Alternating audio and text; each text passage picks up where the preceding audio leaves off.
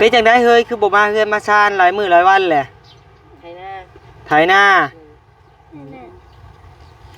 ไถนาคือไปมืดมื้อมืดคืนแท้ซะมันใกล้แต่เว้นพากันไปไสไปสิอยู่ในเคียงเลยอยู่ในเฮือนบ่ได้เฮ็ดหยังเลยเล่นเกมบ่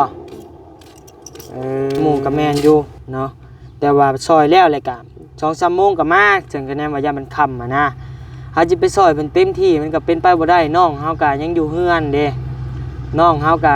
เป็นไข้ได้เป็นไข้ 4-5 มื้อแหละหาได้ไข้แน่มื้อนี่แหล้วสายฟ้านะน้องจะเป็นไข้เป็นพอดี9 โมง 10 โมงเลยเขาบัดผู้อื่นอาศัยได้เนาะบัดน้องอาศัยบ่ได้เจ้าหล่นจักแนวใดแพงเอาแล้วน้องตัวเองหน้าตัวเองก็จะเฮ็ดแล้วจ้างคนนี่คะแนนว่าคะแนนไอ้ตักไอ้เตือนหลายเทื่อก็ยังบ่พังเลยก็สิไปให้ผู้แล้วเพิ่นสอนบาดนี้จักสิเป็นแนวใดแล้วเข้าไปอยู่ในจักสิสอนแนวใดแล้ว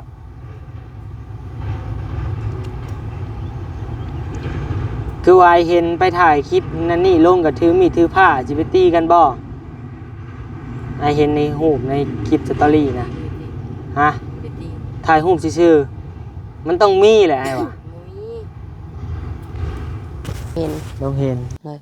แล้วยังสิไปนำต่ออยู่บ่นี่เลยสิไปคือเก่าเลยแล้วจังโมงสิมาถ้าเขาไปเขาก็ออกมาตอนแรกออกมาส่งรถอยู่หน้าพอมัน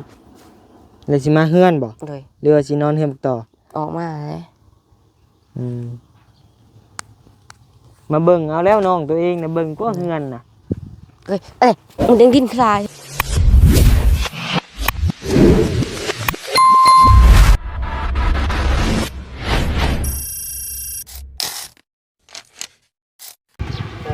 ใส่บุญทวีหามมานี่แล้วเบิ่งที่โรงค่ะเบิ่งคอยจัดการเพิ่นเบิ่งมื้อนี้สิได้เว้าอันเด็ดขาดจะเพิ่นแล้วได้บัดนี้ได้โด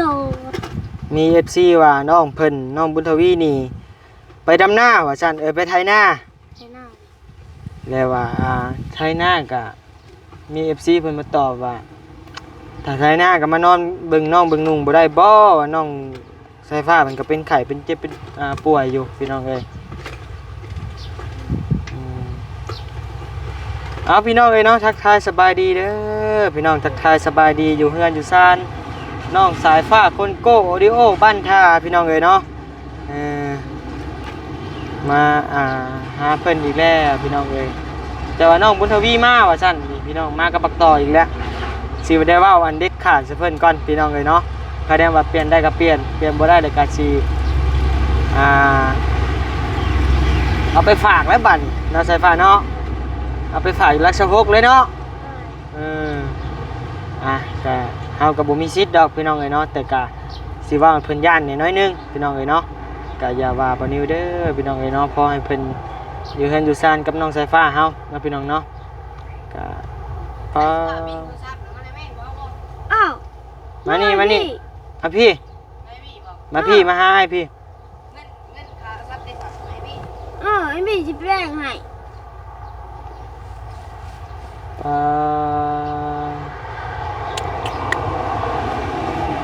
มาได้ใส่เฮ้ยมาแต่บ้านมันคือคนละคนแถวบ้านจะคือจ่อยฮะไอ้ช่วงเจ้าวันนี้ไอ้ช่วงจะคือจ่อยกว่าเก่าให้สักโอ้ตายกูฆ่าเลยต่อมาพี่ลุงน่ะมึงมานี่ดูมีเรื่องแล้วมึงนั่นวะนี่พี่เสพมาเนาะจะคือจ่อยกว่าวะพี่เสพมาบ่ไอ้ไปใส่มันนี่มันคือจ่อยกว่าพี่เสพมาเนาะต่อย่ามันนะบักต่อนะป้าขดจ่อยเลยบุสบายหาแต่เติมมาเป็นจังได้เฮ้ยคือบ่มาเฮือนมาชานหลายมื้อหลายวันแหละไถนาคือไปมืดมื้อมืดคืนแท้ซะมันใกล้ใส่มาพี่มาไอซีถามข้าว สบายดีเด้อบ่าวพัดไซกับชาเบลเพิ่นกำลังโหลดคลิปอยู่พี่น้องเอ้ยไปผู้ไปนั่งห่มน้ำไม้ผู้ไอ้มีแนวอยากเว้านำอยู่เป็นจังได๋โตนี่อาสิใส่ขันเด็ดขาดใส่โตเลยได้บัดนี้ได้ไปนี่ไอ้ชื่ออันนี้มาให้นี่ปิ้งตับไอ้ชื่อว่าเลยว่าเฮียซ้ำโอ้ยแม่นให้แมวกินไปอ่ะแล้วก็อันนี้เอาแม่นให้คนกินเด้อเอาแม่นให้คนตัวนี้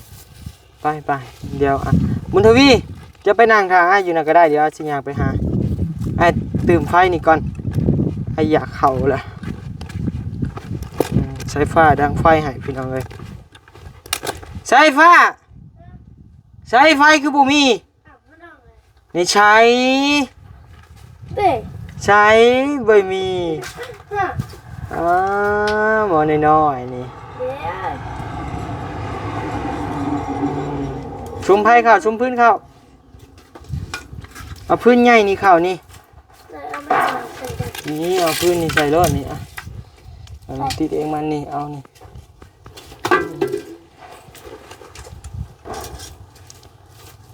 เอาเบิ่งน้อยข้าวหำ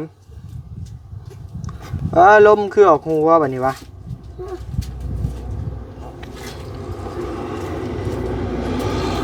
ไปเห็นแล้วเลยยางมาหาไอ้เด้อกับบุญทวีเด้อ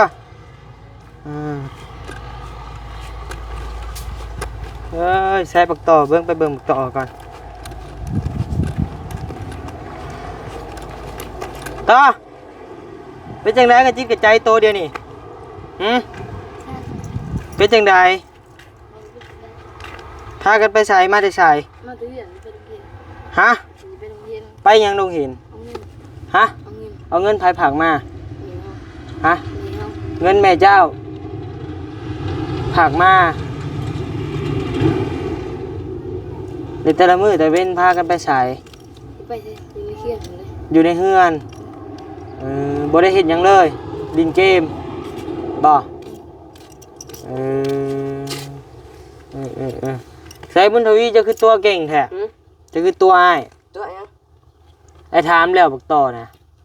ถามนะ ได้ไปบ่ไทยนา ฮะ ไปบ่ไทยนา เทในหมู่บ้านเทนาหมู่เลย จะไปไทยนาอยู่ไสหำ ทานาให้นาหมู่วันนี้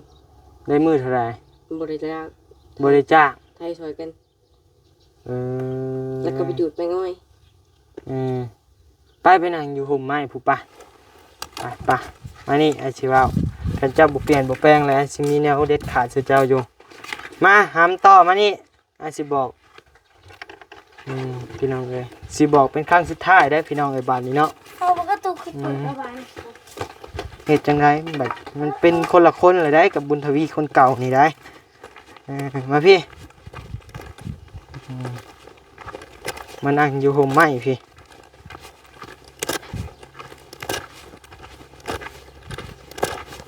เอาไอ้ต้นหวานนะเอาไปเอา นี่แหละบอลนี้แหละนั่งรถ มาเป็นหนังเลยนี่เอา นั่งลงนั่งลงแดดบ่ ๆบอก ไปดู นั่งลงงามๆนั่งลงงามๆทำต่อ ทุ่มนึง โอ้พี่น้องเอ้ยบุญทวีกลับมาแล้วมือนี่มาแบบด้วยบังเอิญนะพี่น้องเนาะพอดีเลยนะพี่น้องเนาะกลับมาแล้วก็ทางบันนี้4โอลมกับน้องเพิ่นจักเล็กจักหน่อยพี่น้องเอ้ยนั่งงามๆครับ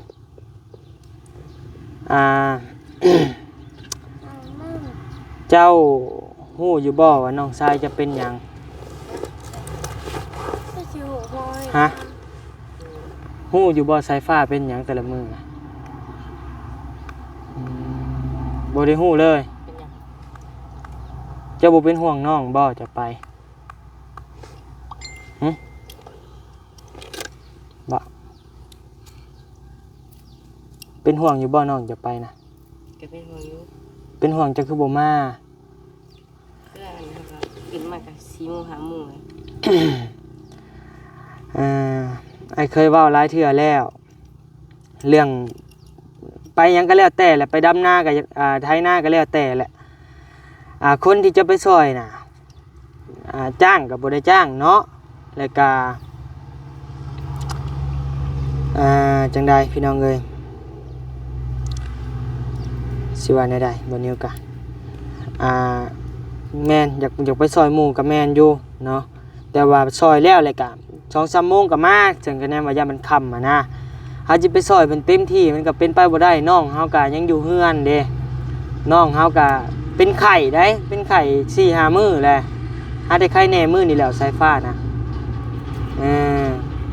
น้องจะเป็นไข้เป็นเมื่อยมายามกลางค่ำกลางคืนช็อกมาไผเสียนั่นโทรศัพท์ก็บ่มีอาสิสอนเป็นเทื่อสุดท้ายเด้อคันเจ้าบ่พังแล้วก็มีแต่ทางอ้ายแล้วก็นี่แหละสิได้เอาเจ้าไปผากอยู่พู้นแหละคุกรักษาหกพู้นแหละคันใจของบ่พังยังสิไปคือเก่านะต่อคือกันเด้อไปลิ้นน่ะไปลิ้นได้แต่บ่อยไปเกินเด้อหำเด้อส่วนก็ไปลิ้นนะคำว่าอยากลิ้นเกมลิ้นนํกันอยู่เฮือนก็ได้ขอแต่ให้น้องบุญทวีเบิ่งน้องสายฟ้า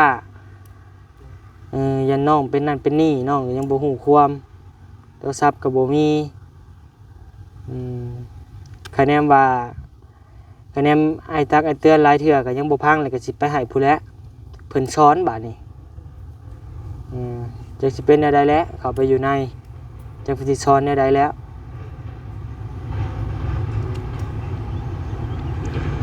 คือว่าเห็นไปถ่ายคลิปนั่นนี่ลงก็ถือมีดถือผ้าสิไปตีกันบ่ไอเห็นในรูปในคลิปสตอรี่นะฮะถ่ายรูปซื่อๆมันต้องมีแหละไอ้วะใส่ข้อมึงดูอย่าไปหาเห็ดเด้อฮัมเด้อเด็กทรงเด็กสั่งไปหาจับมีดจับผ้าถ่ายรูปตีกันจังหน่อยนะ ทำบ่ใส่มันเบยหล่อเบยเท่ดอกนี่ต่อนี่ไปอยู่คอมเมนต์ไปต่อไปผมก็บ่ตัดพี่น้องเอ้ย ต่อเป็นสีทอง แล้วผมบ่อาบน้ำเขาแม่นบ่จ้ะ เอาคุณแม่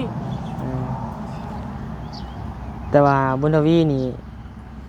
ยังตุ้ยอยู่เนาะตุ้ยอยู่ มาตุ้ยได้จ่อยแล้ว จอยแล้วบ่ จะกี่52แล้ว46นี่ เดือน46นั่นแหละไปหลินดูโพด1นี่ติดเกมนะบุญทวีนี่2ติดหมู่3นี่อันนี้ยังบ่แน่ใจพี่น้องเลยเนาะเรื่องว่าเรื่องยายังบ่แน่ใจ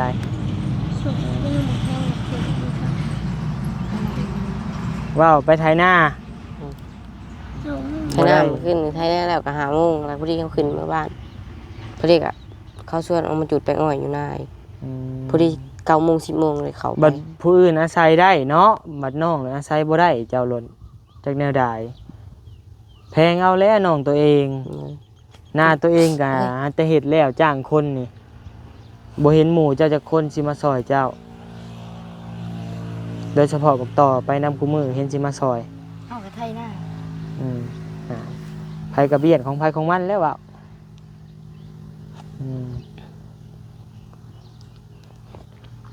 มีแต่ผักเด้อไปลิ้นบัดนี้เด้อหามเด้อ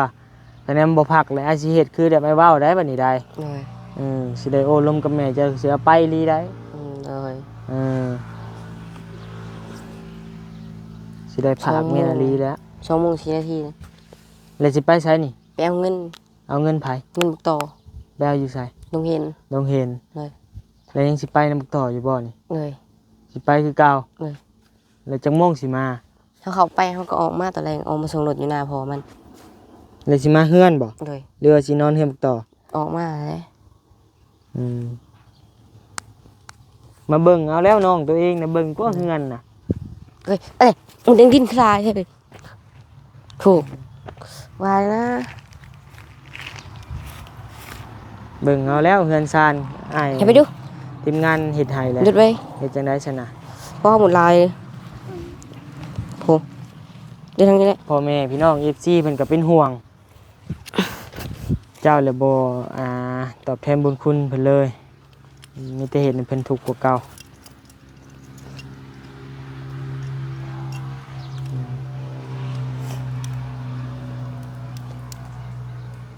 มีแต่มาลิ่นกาไปลิ่นได้นี่กลางเว้นนี่ไป2-3 โมงแล้วมา เลย กันว่าจะลิ่นเกมนำกันก็โทรหากันแล้วก็เข้าเกมก็ลิ้นลิ้นอยู่เฮือนพี่เบิ่งน้องหาข้าวหาน้ำสู่กันกิน พี่เอาไปตอนมื้อได้สิพาบิน เอาไปมือวัน พังอยู่บ่ไอ้บ่าวนี่ ไปมือ พัง สิมาบ่มื้อแรง มา อาสิถาเด้อ เลย คันบ่เห็นมื้อแรงเด้ เห็นอะไรก็ได้ เฮ็ดได้ก็ได้เอาไปโลดแม่นบ่ เลย ฮู้บ่รักษาหก ฮู้ คุกรักษาหกฮู้บ่ ฮู้ไหม อยู่เซโนน่ะ ฮู้ หรือว่าจะเข้าไปลองเบิ่งบรรยากาศใหม่ๆบ่ไปนอนที่ใหม่ๆบ่ฮะ อะไรก็ได้ ฮะ อะไรก็ได้ อยากไปลองเบิ่งบ่ไปบ่มันใจสิได้รู้สึกไปบ่แนวใดก็ได้ว่ะ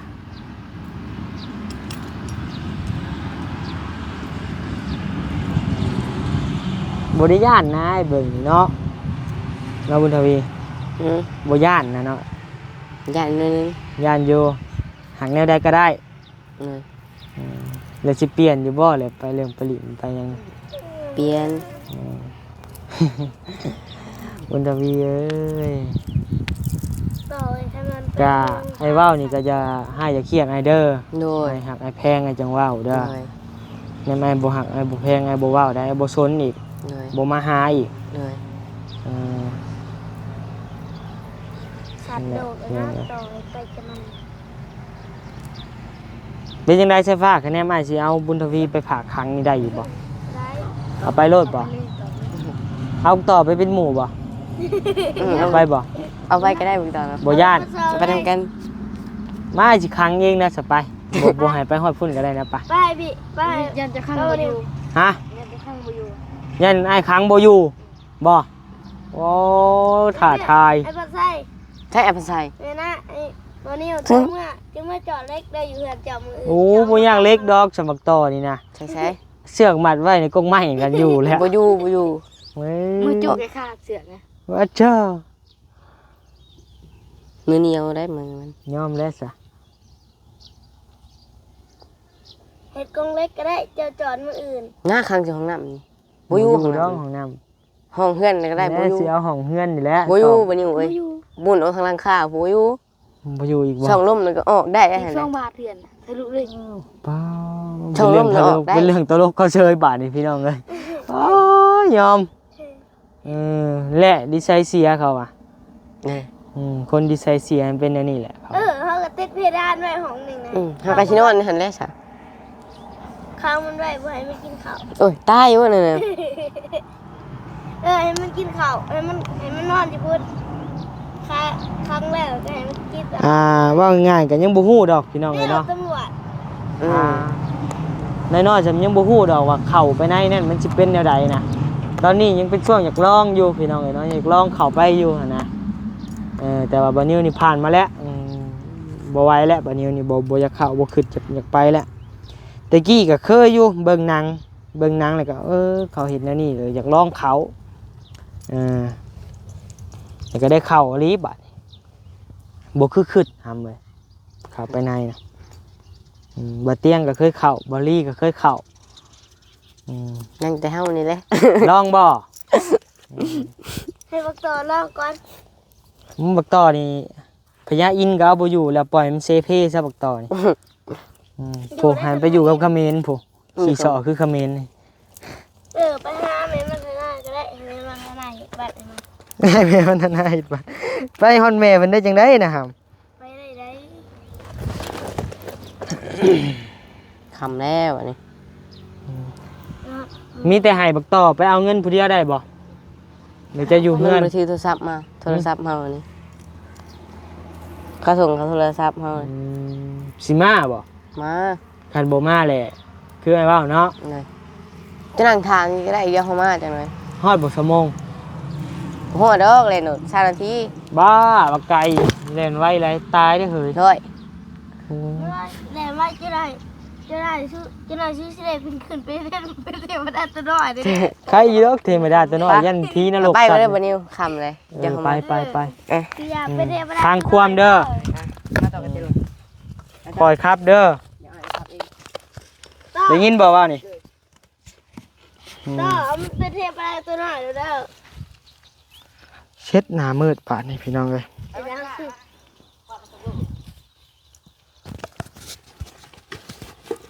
เอาพี่น้องเอ้ยเนาะทางบนิวกาบ่แม่นว่าสิเฮ็ดแท้ดอกพี่น้องเอ้ยเว้าให้เพิ่นย่านซื่อๆเนาะพี่น้องเนาะให้เพิ่นลองเบิ่งว่าเพิ่นสิย่านบ่เพิ่นสิเฮ็ดตามบนิวว่าบ่เนาะพี่น้องเนาะเอาออกแล้วไป ขึ้น ไป เกาะ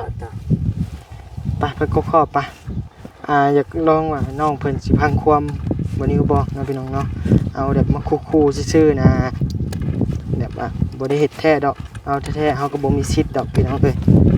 จะเอาน้องไปฝากไปยังก็ได้นะพี่น้องเนาะเนี่ยพี่น้องเอ้ยความวัยรุ่นกำลังคึกขนองนะพี่น้องเนาะต่อวัยรุ่นคึกขนองต่อมาพุ่นแหละ ถามว่า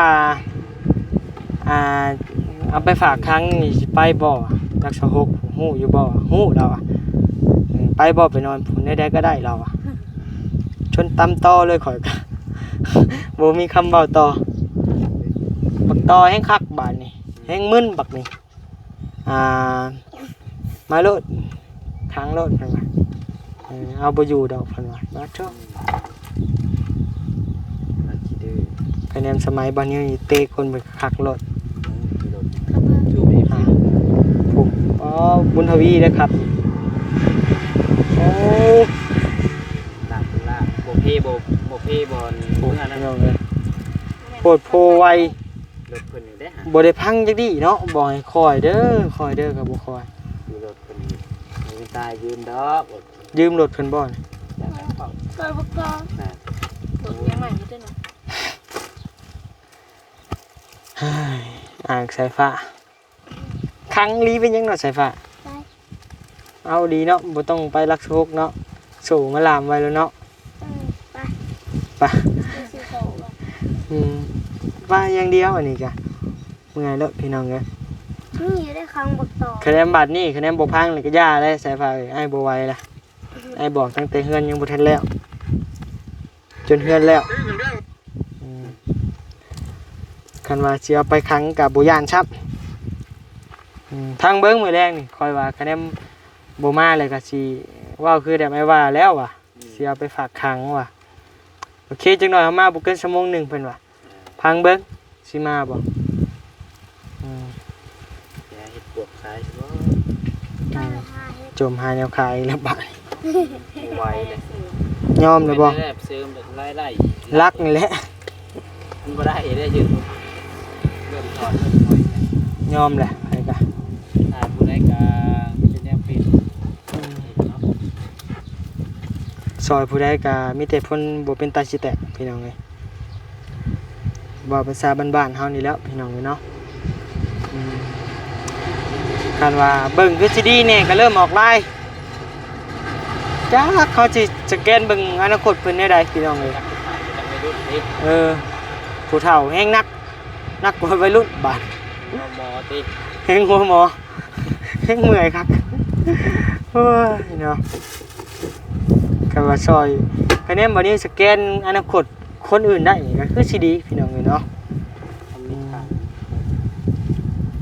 รไปพี่น้องเอ้ยแฮงเว้าแฮงยืนแฮงยาวพี่น้องเอ้ยเนาะบ่ว่าไผแหละอยากซอยแต่คนดีๆแต่เฮ็ดจังได๋มันสแกนไปสแกนมาเลยว่าพอแต่คนเห็นแต่ได้ เมื่อยแล้วพี่น้องเอ้ยบ่อยากเว้ายาว 10 นา พี่ ที น้องเนาะ 80ครั้ง หา แม่งกระติก อยู่กันไปโอเคอยู่ดีมีแฮงพี่น้องเอ้ยสบายดี